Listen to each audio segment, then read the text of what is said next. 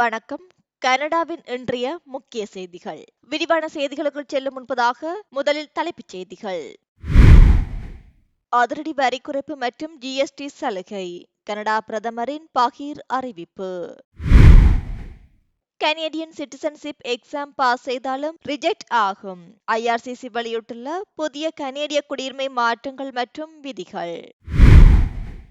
180 கைதிகள் செய்த அதிரடி காரியம். கியூபெக் சிறையில் நள்ளிரவில் கண்ணீர் புகை வீச்சு. ஈரானிய போர். மோன்ட்ரியலில் ஆதரவாளர்கள் மற்றும் எதிர்ப்பாளர்கள் நேருக்கு நேர் போராட்டம். கனடாவில் வெள்ள அபாய எச்சரிக்கை.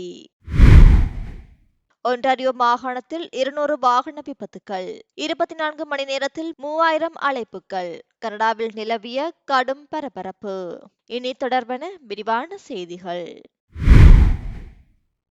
டொரண்டோவின் பில்லி பிஷப் தீவு விமான நிலையத்தை மாகாண அரசின் கட்டுப்பாட்டுக்குள் கொண்டுவர ஒன்டாரியோ முதல்வர் டக் ஃபோர்ட் அதிரடி முடிவை எடுத்துள்ளார். கனடா மீது டொனால்ட் ட்ரம்ப் வர்த்தக வரி அச்சுறுத்தல் விடுத்தபோது அவரை கடுமையாக எதிர்த்த முதல்வர் டக் ஃபோர்ட் தற்போது டொரண்டோ நகர விவகாரங்களில் அதே ட்ரம்ப் பாணியிலான அதிரடி அரசியலை கையில் எடுத்துள்ளார். தற்போது சிறிய ரக விமானங்கள் மட்டுமே பயன்படுத்தும் பில்லி பிஷப் விமான நிலையத்தை நவீன ஜெட் விமானங்கள் வந்து செல்லும் வகையில் விரிவாக்கம் செய்ய அவர் திட்டமிட்டுள்ளார். இதற்காக நகரத்திடமிருந்து நிலத்தை கையகப்படுத்தி அதற்குரிய இழப்பீட்டை வழங்கவும் அவர் முடிவு செய்துள்ளார். இந்த விமான நிலையத்தை நகரின் பொருளாதாரத்துக்கு முக்கியமான ஒரு கிரீடத்தின் நகை என அவர் வர்ணித்துள்ளார். இருப்பினும் மேயர் ஒலிவியா சவ் இதற்கு கடும் எதிர்ப்பு தெரிவித்துள்ளார். ஜெட் விமானங்கள் கடற்கரையோரம் வசிக்கும் மக்களின் அமைதியை கெடுக்கும் என்பது அவரது கவலை. ஆனால் மேயர் ஒப்புக்கொண்டாலும் இல்லாவிட்டாலும் அங்கு ஜெட் விமானங்கள் வந்தே தீரும் என ஃபோர்ட் பிடிவாதமாக கூறியுள்ளார். எதிர்வரும் நகராட்சி தேர்தலுக்கு முன்பாகவே இந்த விரிவாக்கத்தை உறுதி செய்ய அவர் முயல்வதாக தெரிகிறது. ஏற்கனவே சிட்டி கவுன்சில் உறுப்பினர்கள் எண்ணிக்கையை குறைத்தது, சைக்கிள் பாதைகளை அகற்ற முயன்றது என டொரண்டோ நிர்வாகத்துடன் மோதி வரும் ஃபோர்ட்டின் இந்த அடுத்த நகர்வு பெரும் பரபரப்பை ஏற்படுத்தியுள்ளது. கனேடிய பிரதமர் மார்க் கார்னி மற்றும் நோர்வே பிரதமர் ஜோனஸ் கார் ஸ்டோர் ஆகியோர் ஆஸ்லோவில் சந்தித்து பேசினர். ஈரான் போர் காரணமாக உலகளாவிய எண்ணெய் விநியோகம் பாதிக்கப்பட்டுள்ள நிலையில் தங்களை குறைந்த ஆபத்துள்ள எண்ணெய் உற்பத்தியாளராக இரு நாடுகளும் முன்னிறுத்தின. ஹார்முஸ் ஜலசந்தி பாதிப்பால் சர்வதேச எரிசக்தி முகமை 400 மில்லியன் பேரல் எண்ணெயை வெளியிட முடிவு செய்துள்ளது. இதில் கனடா தன் பங்குக்கு 23.6 மில்லியன் பேரல் உற்பத்தியை உயர்த்துகிறது. கனடாவும் நோர்வேயும் பாதுகாப்பான மற்றும் குறைந்த கார்பன் வெளியேற்றும் எண்ணெய் உற்பத்தியாளர்கள் என்று பிரதமர் கார்னி குறிப்பிட்டுள்ளார். நியூ பின்லாந்து கடற்கரையில் அமையவுள்ள 14 பில்லியன் மதிப்பிலான பே டு நாட் எண்ணெய் திட்டம் குறித்து எக்யூனோர் நிறுவனத்துடன் கார்னி ஆலோசனை நடத்தியுள்ளார். பிப்ரவரியில் கனடா 84,000 வேலைகளை இழந்தாலும் வருமான வரி குறைப்பு மற்றும் ஜிஎஸ்டி கடன் அதிகரிப்பு போன்ற நடவடிக்கைகள் மூலம் அரசாங்கம் உதவி வருவதாக கார்னி தெரிவித்துள்ளார். உக்ரைன் போர் கைதிகள் மற்றும் குழந்தைகளை மீட்கும் நோக்கில் வருகின்ற செப்டம்பர் இறுதியில் டொரண்டோவில் ஒரு சர்வதேச மாநாட்டை நடத்த இரு நாடுகளும் இணைந்து செயல்பட உள்ளன. பிரதமர் கார்னி ஐஸ்லாந்து மற்றும் டென்மார்க் உள்ளிட்ட பிற நோர்டிக் நாட்டு தலைவர்களையும் ஞாயிற்றுக்கிழமை சந்திக்க திட்டமிட்டுள்ளார் என்பதும் குறிப்பிடத்தக்கது. ஈரான் போர் 3வது வாரத்தை எட்டியுள்ள நிலையில் கனடாவின் மோன்ட்ரியல் நகரில் சனிக்கிழமை அன்று பரபரப்பான போராட்டங்கள் நடைபெற்றன. இஸ்ரேலிய தூதரகத்துக்கு வெளியே திரண்ட ஒரு தரப்பினர் அல்குத்ஸ் தினத்தை முன்னிட்டு அமெரிக்கா மற்றும் இஸ்ரேலின் இராணுவ நடவடிக்கைகளுக்கு கடும் கண்டனம் தெரிவித்தனர். காசா மற்றும் ஈரானில் நடக்கும் இந்த ஆக்கிரமிப்பு போரை உடனடியாக நிறுத்த வேண்டும் என அவர்கள் முழக்கமிட்டனர். அதே சமயம் சாலையின் மறுபுறம் திரண்ட மற்றொரு ஈரானிய கனேடிய குழுவினர் போருக்கு தங்கள் ஆதரவை தெரிவித்தனர். டொனால்ட் ட்ரம்ப் மற்றும் நெதன்யாகுவின் புகைப்படங்களை ஏந்திய அவர்கள் MAGA அதாவது மேக் ஈரான் கிரேட் அகைன் என்ற வாசகம் பொறிக்கப்பட்ட தொப்பிகளை அணிந்து ஈரானிய ஆட்சி வீழ்ந்தால் மட்டுமே மத்திய கிழக்கில் அமைதி திரும்பும் என வாதிட்டனர். பிப்ரவரி 28 தொடங்கிய இந்த போருக்காக அமெரிக்கா தற்போது 2500 கூடுதல் வீரர்களை அனுப்பி வருகிறது. மறுபுறம் லெபனானில் இஸ்ரேல் நடத்திய தாக்குதலில் 800 பேர் உயிரிழந்ததோடு 8 லட்சத்துக்கும் அதிகமானோர் இடம்பெயர்ந்துள்ளனர். கனேடிய குடியுரிமைக்கு விண்ணப்பிப்போர் ஆன்லைனில் எழுதும் குடியுரிமை தேர்வு முறையில் சில முக்கிய மாற்றங்களை கனேடிய புலம்பெயர்தல் அகதிகள் மற்றும் குடியுரிமை அமைப்பு அதாவது IRCC அறிவித்துள்ளது. கோவிட் காலகட்டத்துக்கு முன்பு வரை இந்த தேர்வை எழுதி முடிக்க 30 நிமிடங்கள் மட்டுமே வழங்கப்பட்டு வந்தன. ஆனால் தற்போது நடைமுறைக்கு வந்துள்ள மாற்றத்தின்படி தேர்வு எழுதும் நேரம் 45 நிமிடங்களாக அதிகரிக்கப்பட்டுள்ளது.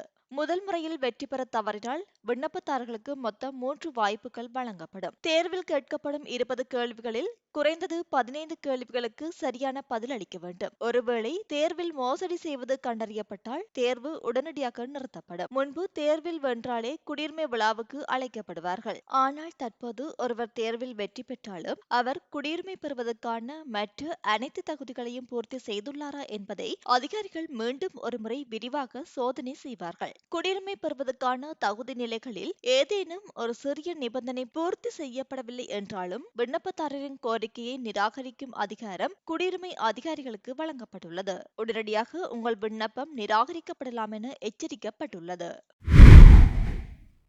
கனடாவின் டார்ட்மவுத் பகுதியில் உள்ள ஒரு குடியிருப்பில் கடந்த வெள்ளிக்கிழமை மதியம் பயங்கர தீ விபத்து ஏற்பட்டது. 52வது கென்னடி ரைப் பகுதியில் உள்ள ஒரு இரட்டை குடியிருப்பில் மதியம் 2:30 மணியளவில் தீப்பிடித்தது. ஜன்னல் மற்றும் கதவுகள் வழியாக வெளியேறிய தீயை தீயணைப்பு வீரர்கள் டிரான்சிஷனல் அட்டாக் முறையில் தண்ணீரை பாய்ச்சி கட்டுப்படுத்தினர். இது தீ மற்ற இடங்களுக்கு பரவாமல் தடுத்தது. குடியிருப்பில் இருந்த அனைவரும் காயமின்றி தப்பினர். ஆனால் துரதிர்ஷ்டவசமாக ஒரு குடும்ப செல்லப்பிராணி புகையினால் மூச்சு திணறி உயிரிழந்துள்ளது.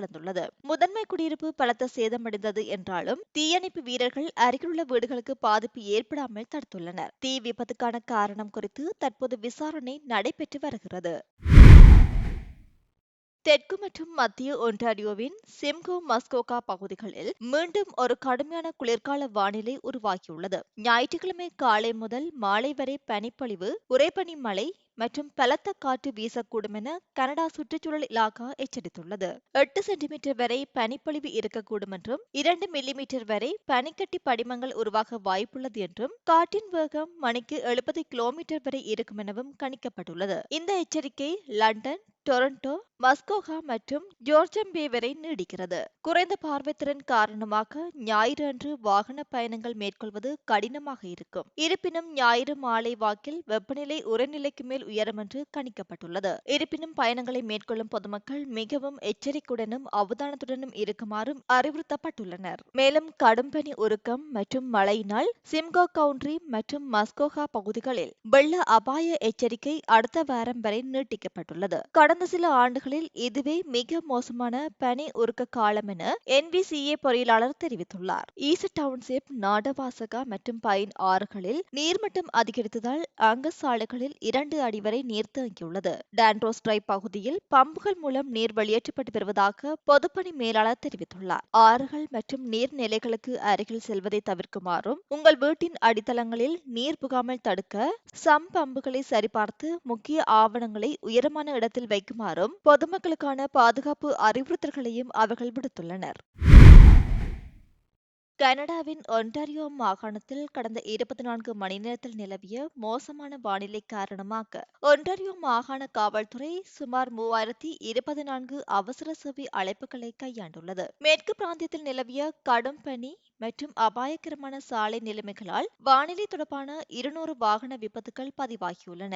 இதுகுறித்து காணொலி ஒன்றை வெளியிட்டுள்ள செயின்ட் எட் சான்ஜுக், இந்த இக்கட்டான சூழலில் பணியாற்றிய அவசர அழைப்பு எடுப்பவர்கள், டிஸ்பாச்சர்ஸ்கள், டவ் ட்ரக் ஆபரேட்டர்கள், பணி அகற்றும் வாகன ஓட்டுநர்கள் மற்றும் முதலுதவி வழங்குநர்களுக்கு தனது நன்றியை தெரிவித்துள்ளார். இவர்களின் கூட்டு முயற்சியால் மட்டுமே இவ்வளவு கடினமான சூழலில் பாதுகாப்பையும் நிலைத்தன்மையையும் பேண முடிந்தது என்று அவர் குறிப்பிட்டுள்ளார். தற்போது வானிலை மேம்பட்டுள்ள போதிலும் ஓட்டுநர்கள் தொடர்ந்து எச்சரிக்கையுடன் இருக்குமாறு காவல்துறை கேட்டுக் கொண்டுள்ளது. சாலை நிலைமைகளுக்கு ஏற்ப வாகனங்களை ஓட்டுமாறும் பாதுகாப்புக்கு முன்னுரிமை அளிக்குமாறும் காவல்துறை அறிவுறுத்தியுள்ளது. கியூபெக்கின் மிகப்பெரிய போர்டாக் சிறையில் புதிய கட்டுப்பாடுகளால் பதற்றம் ஏற்பட்டுள்ளது. கைதிகள் இரவு 9 மணிக்கே தங்கள் அறைகளுக்கு திரும்ப வேண்டுமென்ற புதிய விதியால் அங்கு கலவரம் வெடித்தது. 180க்கும் மேற்பட்ட கைதிகள் அறைகளுக்கு செல்ல மறுத்து சிட்-இன் போராட்டத்தில் ஈடுபட்டனர். நிலைமையை கட்டுப்படுத்த காவலர்கள் கண்ணீர் புகை மற்றும் பிளாஷ்பேங் கருவிகளை பயன்படுத்தினர். இதில் காயங்கள் ஏதும் ஏற்படவில்லை. காவலர்களின் கூடுதல் நேர பணியை தவிர்க்கவே இந்த நேர கட்டுப்பாடு என பொது பாதுகாப்பு அமைச்சர் இயன் லாஃப்ரெனியர் தெரிவித்துள்ளார். பணியாளர் பற்றாக்குறையை சொல்லி கைதிகளின் உரிமைகளை மீறக்கூடாது என்றும் சிறையில் உள்ளவர்களின் எண்ணிக்கையை குறைக்க அரசாங்கம் நடவடிக்கை எடுக்க வேண்டும் என்றும் LDL மனித உரிமை அமைப்பு கண்டனம் தெரிவித்துள்ளது. தற்போது சிறையில் கூடுதல் பாதுகாப்பு பலப்படுத்தப்பட்டுள்ளது. இத்துடன் இன்றைய நாளுக்கான செய்திகள் முடிவடைகின்றன. மேலும் தொடர்ந்து செய்திகளை பெற்றுக்கொள்வதற்கு நம்முடைய தமிழ் கனேடியன் சேனலை சப்ஸ்கிரைப் பண்ணி இணைந்திருங்கள். அது மட்டுமில்லாது தொடர்ந்தும் வாட்ஸ்அப் மூலம் செய்திகளை பெற்றுக்கொள்வதற்கும் வாட்ஸ்அப் குழுவில் இணைந்திருங்கள். வாட்ஸ்அப் குழுவில் இணைவதற்கான லிங்க் லிங்க் கீழே உள்ள டிஸ்கிரிப்ஷன் மற்றும் கமெண்ட் செக்ஷனில் இருக்கின்றது.